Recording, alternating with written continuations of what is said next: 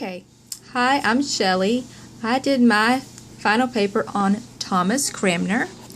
He was the Archbishop of Canterbury. He lived from 1533 to 1556. He was a leader of the English Reformation and was responsible for establishing the basic structures of the Church of England. He was born in Nottingham, England, to a landed family. He was not the oldest son, so he was bound to become a cleric in the church. He was educated in Cambridge in 1510, appointed as a university priest, and obtained a doctorate degree. He fled Cambridge because of a sweating sickness, which was a plague, and he left and went to his father's estate, and during this time he was introduced to King Henry VIII. In 1532, King Henry VIII was introduced to him and asked him to help him divorce his wife, Catherine of Aragon. So he supported, after the divorce, Thomas Cramner supported King Henry VIII in the marriage to Anne Boleyn, who had been his mistress. They were married in secret by Cramner in January of 1533. In March of that same year, Cramner was appointed Archbishop of Canterbury. He then declares the marriage of Henry to Anne Boleyn as null and void, and she is beheaded. Cramner supports King Henry after that, and he married Jane Seymour. She died in childbirth, and then King Henry married again Anne of Cleves.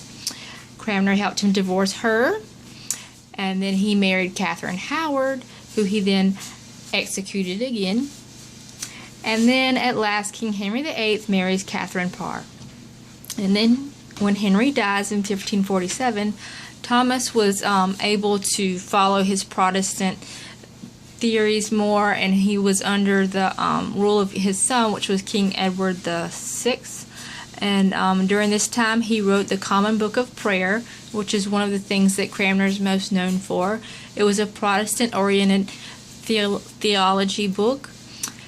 And in 1552, Cramner wrote the 39 Articles that proclaimed God's providence in salvation, leadership, and direction, but with a freedom of choice for individuals. 1553, the death of King Edward left the English throne to his sister, half-sister, Mary I, who was the daughter of Henry and his first wife, Catherine of Aragon. So Mary wants to reverse the English Reformation that has been instituted in England and restore Catholicism by any means necessary. So she refutes Cramner's Common Book of Prayer and replaces it with Old Latin Mass. Mary imprisons Thomas Cramner, and a lot of his fellow reformers were burned at the stake. He is arrested, imprisoned, and sentenced to death. While he's in prison, Mary and the Catholic clerics demand and force him to recant his writings on the Reformation and Protestantism. Cramner writes a six-point document, or he signs a six-point document by force that denounces the tenets of the Reformation and vows his allegiance to the Pope and to all faithful bound subjects. Despite his recantation, Thomas Cramner is sentenced to burn at the stake and to publicly pronounce that he denies the Protestant faith as part of his punishment. Plot twist. On March 21st, Cramner is led out into the public area to make a final confession of his Catholic faith. But instead, he confesses his sins. He confesses that he should have never recanted his Protestant beliefs. He proclaims that he has falsely signed the documents out of fear of death. History tells us that as the fire was lit, Thomas Cramner reached into the flames with his dominant hand and proclaimed, "As my hand has offended, writing contrary to my heart, my hand shall first be punished." This is a famous painting of his execution. The Common Book of Prayer that he wrote was the first prayer book to include the complete forms of service for daily and for Sunday worship in English.